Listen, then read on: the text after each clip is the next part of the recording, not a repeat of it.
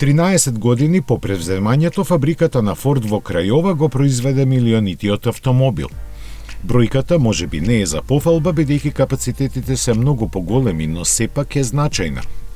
Компанијата е трет најголем извозник во Романија.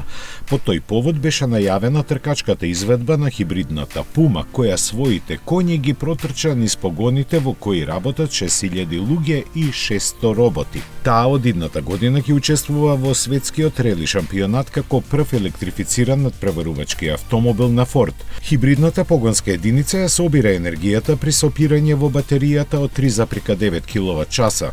Кога треба, таа за само 3 секунди се испорачува, дополнувајќи ја моќноста на 1,6 литарскиот екобус турбобензинец. Што се однесува до фабриката, таа со помош на инвестиции од 300 милиони евра до 2023 година ќе започне со производство на ново доставно возило, а една година после тоа и со целосно електричен модел.